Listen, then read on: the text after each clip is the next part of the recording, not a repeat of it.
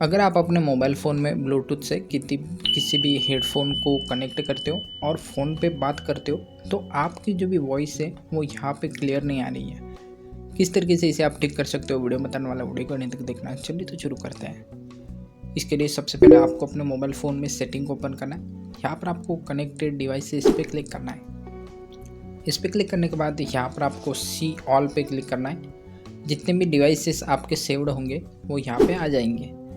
जो भी आपका हेडफोन का नाम है उसके सामने आपको सेटिंग ऑप्शन शो करा होगा।